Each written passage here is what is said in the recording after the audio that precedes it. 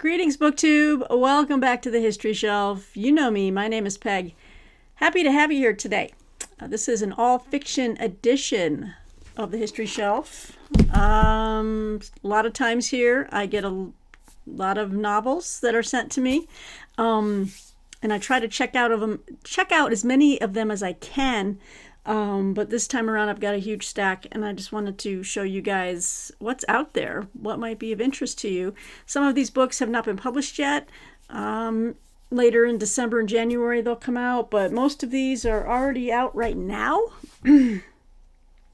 And I'm still excited to take a peek at them, read them, pass them along to folks who are interested as well. But definitely want to put them up here on the channel for you to peruse. Let's start with a pretty feel-good story from history that I wasn't even aware of. The good folks at Harper Publishing. I have an extra copy of this book if anyone is interested in this.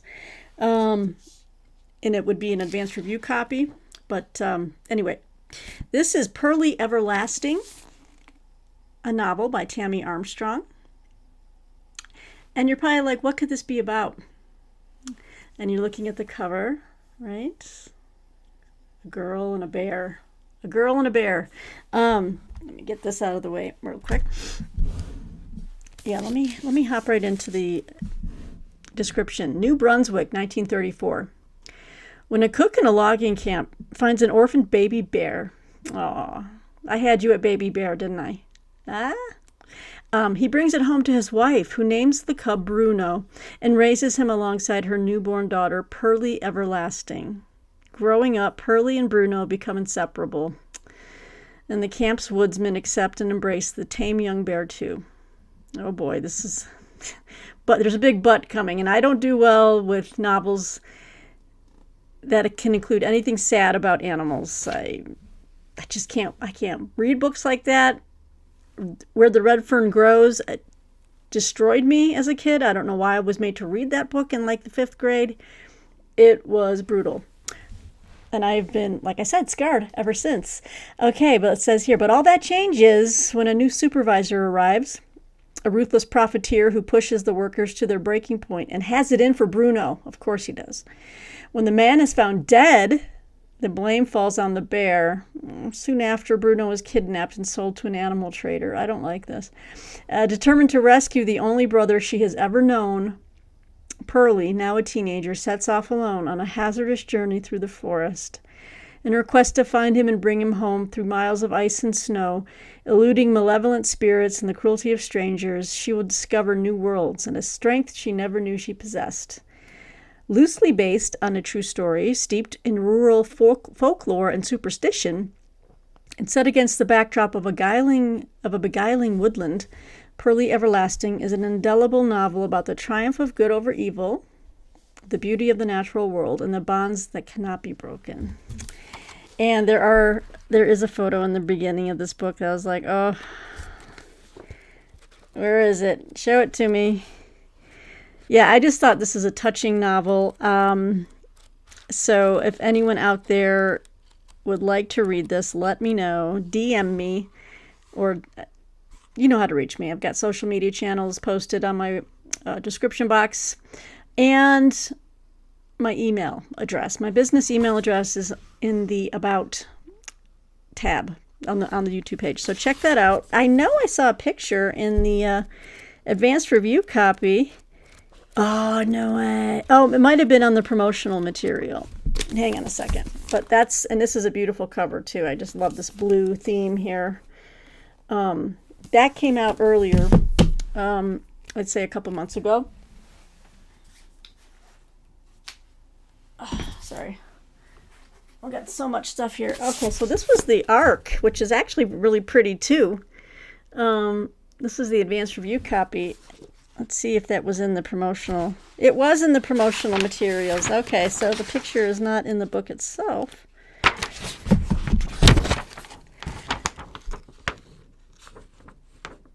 This is the actual picture. This was, I said, was based on loosely on a true story, and this is the original photograph from William Lyman Underwood's Wild Brother. You see that little baby and that little baby bear? I guess that's the kind of like what Pearly Everlasting was based on, this little baby here. Look at this little baby bear cub. Who can resist this? Yes, so this book actually came out this month in October. So I'm okay. I'm not too far behind in getting these out, but as you can see, I've got 2 copies of Pearly Everlasting, and I'm happy to share one of these with anyone out there. I'll just take first come, first serve. Whoever posts the soonest and really wants to read it, that's the stipulation. Not just because you want another book, but if you really are intrigued by this story and you love stories where, you know, human and animals interact and it doesn't destroy you like it does me.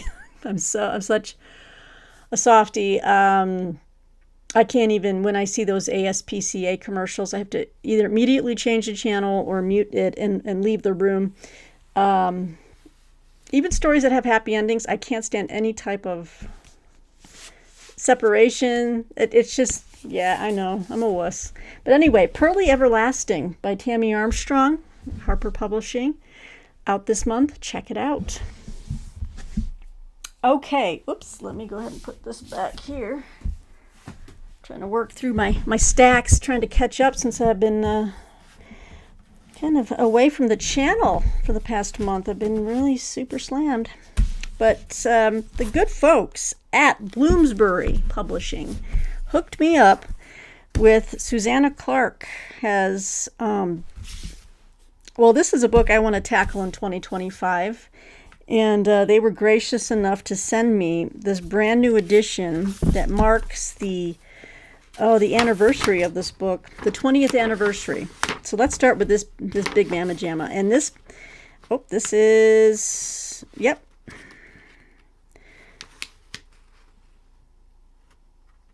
Okay.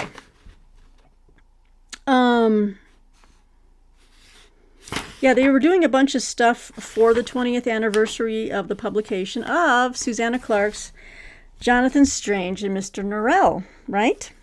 So they also decided to do a republish of 2 of her other novels. But let's start with this big, beautiful book that Bloomsbury has just put out.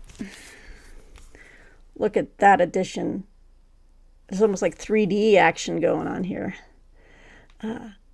Yes, Susanna Clark's Jonathan Strange and Mr. Norrell from Bloomsbury. Nice big book. I want to get into this. I'd like to start reading it in January. Actually, beautiful insets, front pages. Look at that. Wow. It is a gorgeous anniversary edition. So if you love this book and you just, you want to get a newer edition, I would check this one out from Bloomsbury Publishing. And I think, I don't know. Oh, I do. I think I have, this might be the international version because there's pound prices in the front here, but also US and Canadian. Oh, and it even has artwork throughout, you guys. This is the one to have. Oh, this is a beautiful book. Let me show you some of the artwork. Oh, wow. They're very generous with the illustrations too. You don't have to maybe every 30 pages or so you might have some artwork. Look at that, fully illustrated. All right, let me hold this up for you while I read.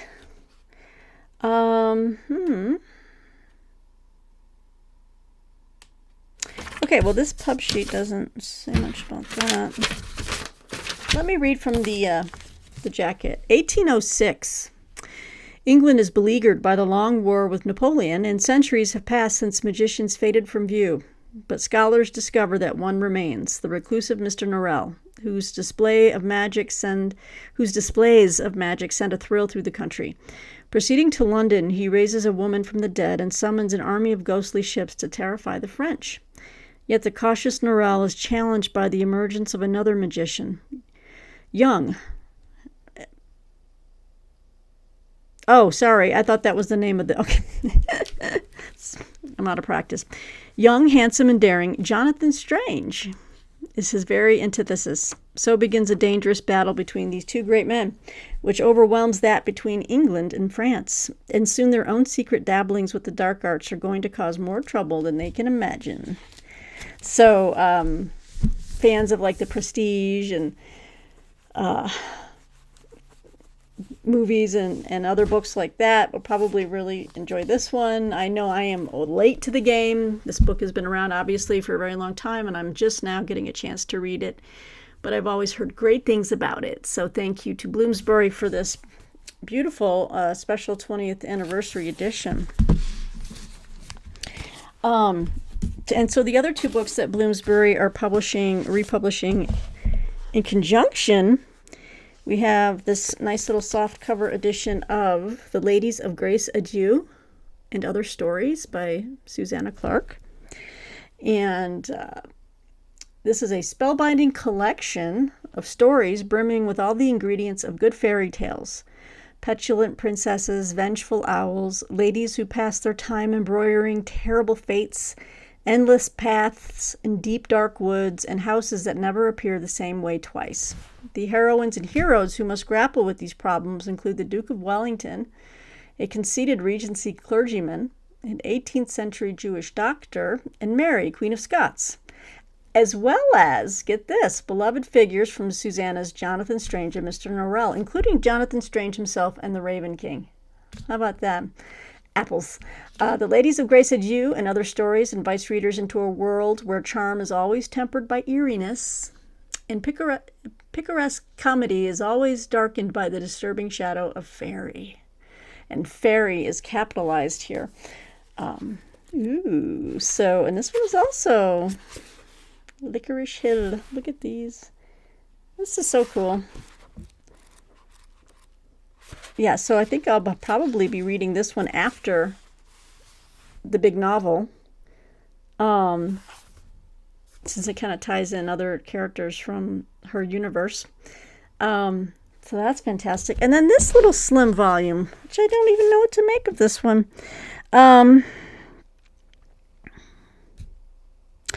Okay, here we go. This is the actual pub release that I have. Is for this tiny little volume. 60 pages, but it's in naked hardcover. And this is Susanna Clark's The Wood at Midwinter. Look at that. Look how thin and tiny. That's what she said. Oh, hey, I'm having fun. It's great to be back doing videos again after my long hiatus. So this one is part of their celebrations of the 20th anniversary of Jonathan Strange and Mr. Norrell. To celebrate, Bloomsbury is publishing Susanna Clark's first return to the Jonathan Strange universe in nearly 20 years with The Wood at Midwinter, which features an afterword from Susanna. But in The Wood at Midwinter, we meet 19-year-old Merodis Scott, who is an unusual girl. She can talk to animals and trees, and she is only ever happy when she is walking in the woods. One snowy afternoon, out with her dogs and Apple, the pig, Merodis encounters a blackbird and a fox.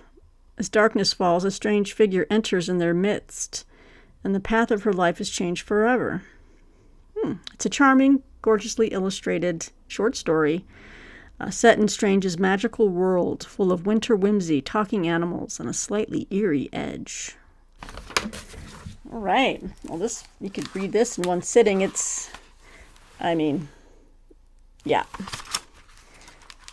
Big font, beautiful illustrations. The illustrator is Victoria Sawden. But, little fairy tale, quick read. But anyway, 3 gorgeous new releases from Bloomsbury highlighting Susanna Clark's work. And again, I'm looking forward to reading this in January, probably is when I can get to it. All right. And then a little something different for this channel, which, I'm not I said yes to this just because I think I just wanted to see if it might catch my edition, but it's an exclusive, a collectible hardcover edition. And this is a little bit of a fantasy. So this is really unusual for me, but I wanted to check it out because, let's see here, the publicist at Atria Books, I know her. She's a great gal, and she's hooked me up with some many other historical fiction titles, and I said, yes, I will take a look at this. And it's the first book in a new series, a new saga. So any of you fantasy fans that happen to be watching my channel, I don't think there's many of you, but anyway, this is a new series, and it's called The Kindred's Curse Saga, Book 1. It's a Spark of the Everflame by Penn Cole. Now, this just came out on sale October 8th, so earlier this month. But let's see, what is this about? Oh, I guess they call these romanticises. I guess that's the new buzzword for, a blending of fantasy and romance. But, okay, Spark of the Everflame is the first in a slow burn epic romantasy series following one woman who must risk everything to save her family and all of mortal kind. With over... Oh, okay, it's talking about how many copies it's sold on Kindle, or is it what? If it only came out on October 8th. All right, let's just get into it. In a mortal world colonized by the gods and ruled over by their cruel magical offspring called the Descended, DM Ballator yearns to escape her poor village. Her mother's sudden disappearance and the discovery of a dangerous secret about her past offer DM an unexpected opportunity to enter the dark world of descended royalty and unlock a web of mysteries left behind by her mother. With the dying king's handsome yet enigmatic heir watching her every move and a ruthless rebel alliance recruiting her to join the growing civil war, DM must navigate the unwritten rules of love, power, and politics in order to save her family and all of mortal kind. Only that,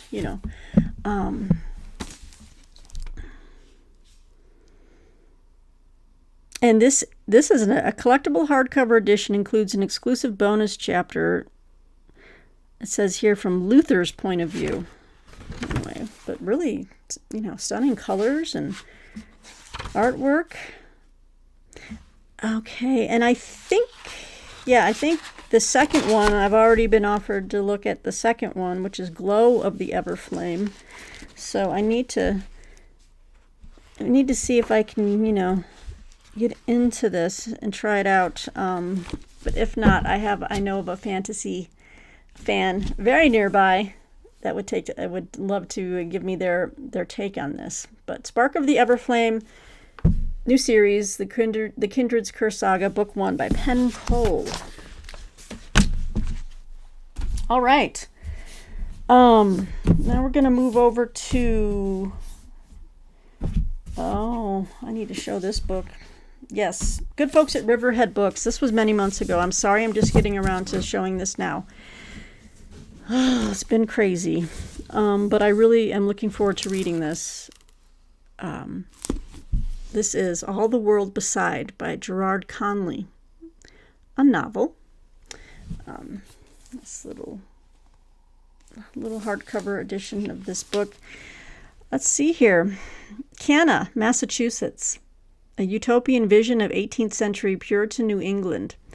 To the outside world, Reverend Nathaniel Whitfield and his family stand as godly pillars of their small-town community, drawing Christians from across the New World into their fold. One such Christian, physician Arthur Lyman, discovers in the minister's words a love so captivating it transcends language. Okay. As the bond between these two men grows more and more passionate, their families must contend with a tangled web of secrets, lies, and judgments that threatens to destroy them in this world and the next. And when the religious ecstasies of the Great Awakening begin to take hold, igniting a new era of zealotry, Nathaniel and Arthur search for a path out of an impossible situation. They must imagine a future for themselves that has no name. Their wives and children also look beyond the known world for a new kind of wilderness, both physical and spiritual. Set during the turbulent historical upheavals that shaped America, and following in the tradition of Nathaniel Hawthorne's The Scarlet Letter, All the world beside reveals the very human lives and loves just beneath the surface of dogmatic belief. Okay.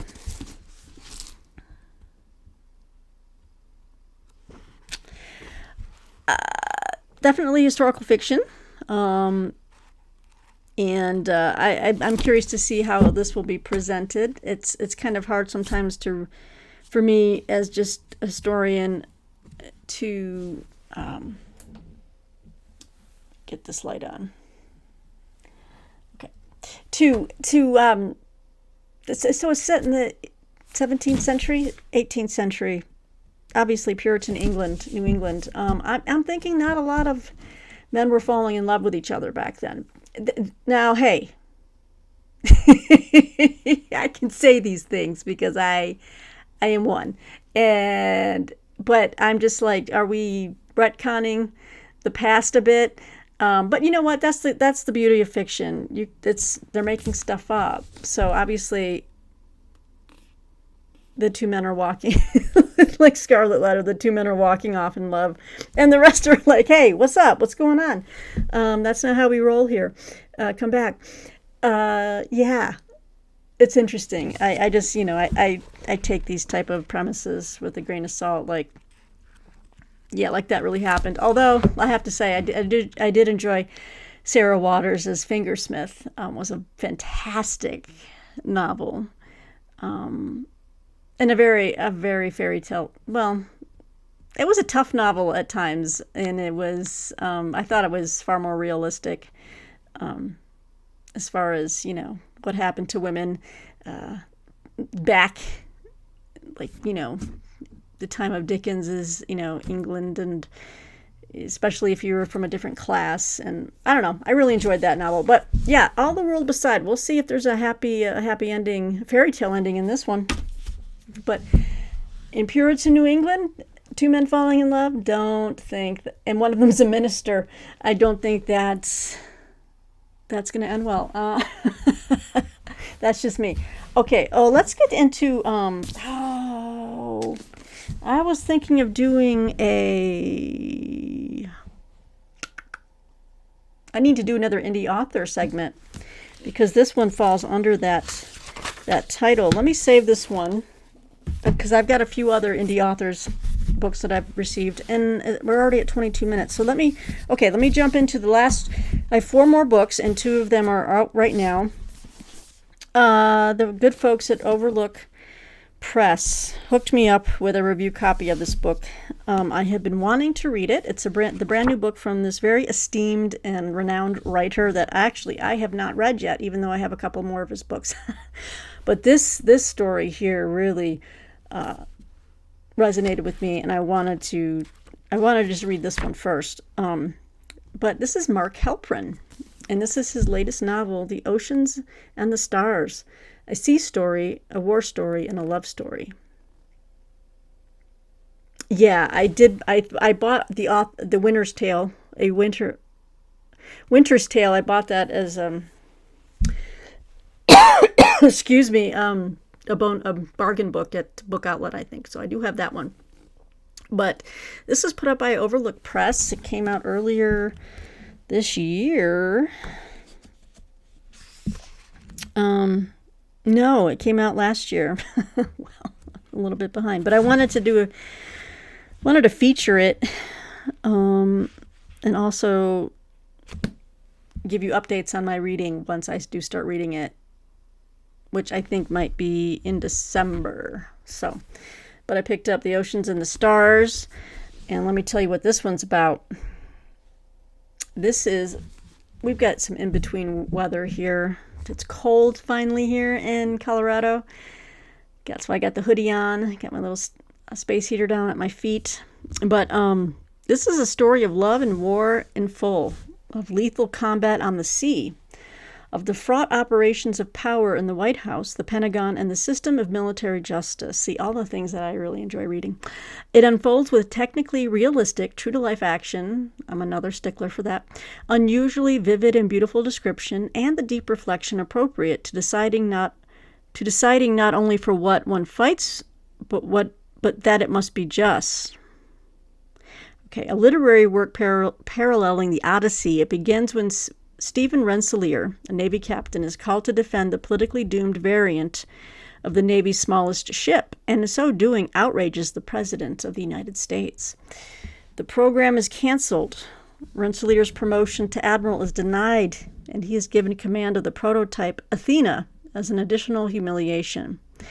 Rather than resign, he attends to Athena's fitting out in New Orleans, where he encounters Katie Farrar, a lawyer of admirable character and unusual beauty. After the failed marriages of both, they experience an unexpected and exhilarating last-chance love. Soon, however, war breaks out in the Middle East, and Athena is to be sent to the Persian Gulf. While refueling and provisioning at Haifa, Rensselaer discovers that his orders have been changed, sacrificially and in such a way that should Athena survive, she will forever be remembered in the annals of the Navy. Throughout, Katie is the force that keeps Rensselaer alive and the light that guides his way home through Athena's 7 battles, mutiny, and court-martial. Yes. Lose yourself in the oceans and the stars as it masterfully extols the virtues of living by the laws of conscience, courage, decency, and sacrifice. Now you know why I wanted to read this. If you're a long-time watcher to this channel, you know those are the type of virtues that I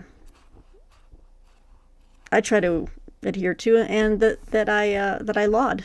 So, conscience, courage, decency, and sacrifice.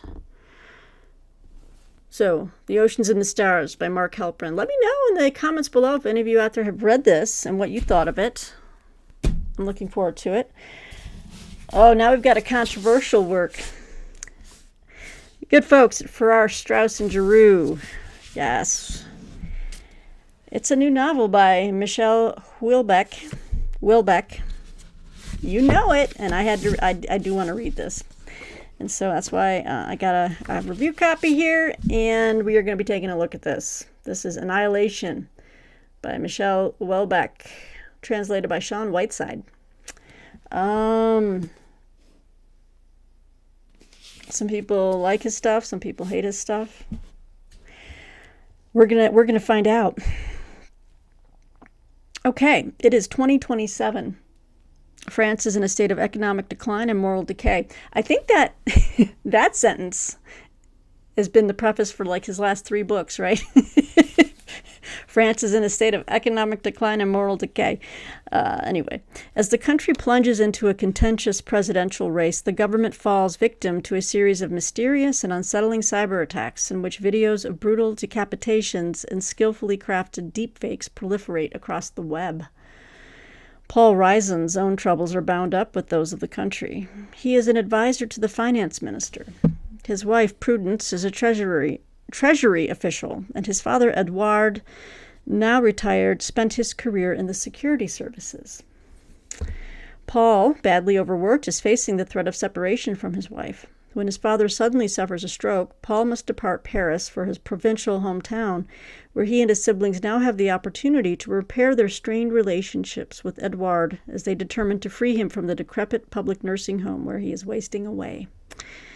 Michelle Houellebecq's Annihilation reveals a new dimension of his oeuvre, adding compassion and tenderness to the irony and cutting insight that brought him international fame. Oh, it's a touchy-feely Houellebecq. Here we see France's most celebrated novelist taking stock of his country on the eve of great change, asking how and whether a society and its people can change course.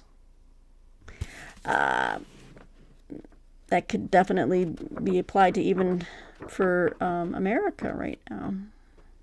Yeah, so this one sounds like it might be more of a family novel and maybe not as hardcore as some of his other books, but Annihilation is, in case you're a fan of Houellebecq, this is it's brand new. It's out right now from Farrar, Straus, and Giroux. Check her out. All right. And then 2 books that I came across as doing my editor work for Historical Novels Review, and I assigned other reviewers to review these, but I had a couple of extra advanced review copies, and I kind of still want to read them as well. And these are both from Atlantic Monthly Press, which is an imprint of Grove Atlantic. The first book is, let's go with this one, Gabriels Moon by William Boyd. This one comes out on December 3rd. Yeah, just a slim little volume here. Gabriel Dax is a young man haunted by the memories of a fire that took his mother's life. Every night when sleep finally comes, he dreams about his childhood home in flames. His days are spent on the move as an acclaimed travel writer, capturing the changing landscapes of Europe in the grip of the Cold War. When he is offered the chance to interview Patrice Lumumba, newly elected president of the People's Republic of the Congo, he finds himself drawn into a web of duplicities and betrayals. Falling under the spell of Faith Green, an enigmatic and ruthlessly efficient MI6 handler, he becomes her spy, unable to resist her demands. But amid the peril, paranoia, and passion, those 3 Ps, consuming Gabriel's new covert life, there will also be revelations closer to home that may change his own story and the fates of those around him. So it sounds like a good spy thriller type of novel, and I plan on reading it at some point. But I wanted to make you guys aware of it. It's coming out December 3rd from Atlantic Monthly Press. Another book from, let's see here, Atlantic Monthly Press is a writer that I first read, I think it was his debut novel, Black Cloud Rising. Loved it. Wrote a review of it for Book Browse. It was about a black Union regiment in the American Civil War, and it was fantastic. It's fantastic. So I was excited to see his name on this book. I was like, oh, he's written a new book. And he sure has. And that's David Wright Fallade, The New Internationals. And this comes out January 21st. So this is not, this is a couple of months away. I do have a reviewer currently reviewing this one for the February 2025 issue of Historical Novels Review. But having enjoyed Fallade's last book, or Fallade, I'm not sure, I need to figure out how to pronounce that last name. Having loved the last one, I'm kind of intrigued by this one, but I'll tell you what it's about. Okay, Paris, 1947. The city, recovering from the Nazi occupation, suffers from an economy in shambles and an unraveled social fabric. Alongside the wary and war-weary population, American GIs and young people from France's colonies also pack the city. Cecile Rosenbaum, from a bourgeois Jewish family that has lost everything, meets Minette Traore, a feisty French-born girl of Senegalese descent, on the bus to a communist youth conference. That sounds like fun. There, she also meets Sebastian Dansom, an aspiring architecture student from West Africa, and romance blooms. Back in Paris, as these young internationals haunt the cafes and jazz clubs of the Latin Quarter, Cecile and Sebastian find their budding love muddied by confused loyalties and unyielding cultural traditions. When Mac Gray, a charming African-American GI, sets his sights on Cecile, her complicated relationship with Sebastian, as well as her fierce dedication to her newfound political ideologies, are pushed to the brink. Nuanced, powerful, and sharply realized, The New Internationals chronicles the post-war awakening and the young women and men who rose up and came together in the beginnings of a vibrant political moment, trying to imagine a better world. So, yeah, that's coming out in January, folks, from Atlantic Monthly Press.